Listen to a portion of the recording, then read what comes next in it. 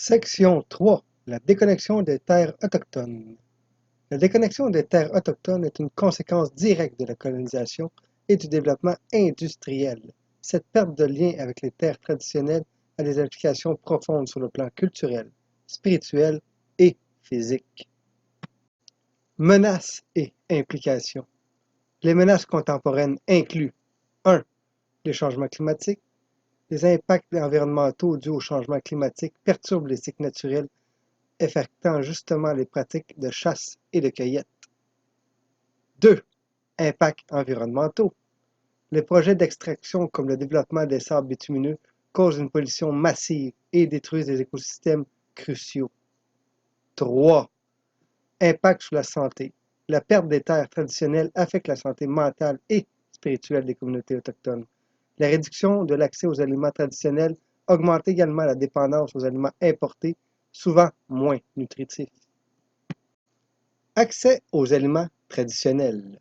L'accès aux aliments traditionnels, comme le caribou et les poissons, est vital pour le peuple autochtone. Cependant, les impacts de l'industrialisation et les changements climatiques ont réduit les populations animales et contaminé les sources alimentaires, posant des défis pour la sécurité alimentaire. Santé mentale et spirituelle. La perte des terres et des pratiques traditionnelles affecte gravement le bien-être spirituel. Le lien avec la terre est au cœur des identités autochtones et sa destruction peut provoquer un sentiment de désespoir et de déconnexion spirituelle. Action communautaire. Surveillance communautaire. Les initiatives communautaires jouent un rôle crucial dans la préservation des terres et des traditions autochtones. La surveillance communautaire implique la participation des peuples autochtones à la gestion et à la protection des ressources naturelles. Ces programmes incluent la collecte de données environnementales, la documentation des connaissances écologiques traditionnelles, le TEK, et l'évaluation des impacts des projets industriels. En renforçant leur rôle dans la gestion de leur territoire, les communautés peuvent mieux protéger leur environnement et transmettre leur savoir aux générations futures. Revitalisation linguistique. La langue est un élément fondamental des identités culturelles autochtones.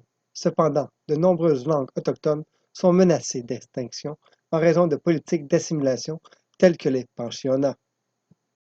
Des initiatives de revitalisation linguistique, comme l'enseignement des langues dans les écoles communautaires, les programmes d'immersion et l'utilisation des médias numériques, permettent de préserver et de promouvoir des langues uniques.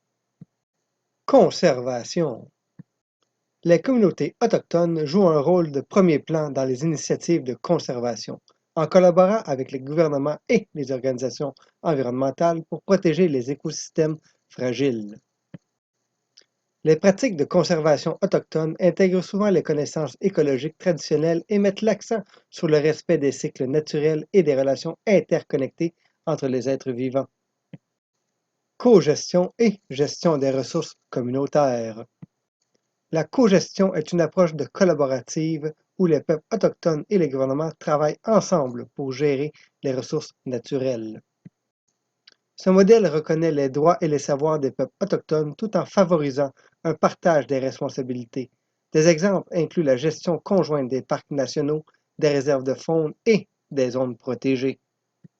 La Déclaration des Nations unies sur les droits des peuples autochtones, le DNUDPA.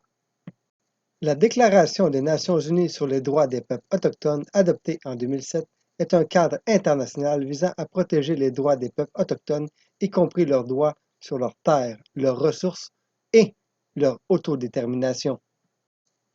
Bien que le Canada ait initialement voté contre la déclaration, il a depuis adopté son cadre et s'est engagé à aligner ses lois sur les principes de la DNUDAP. Cependant, sa mise en œuvre reste un défi, en raison de conflits entre les priorités économiques et les droits autochtones.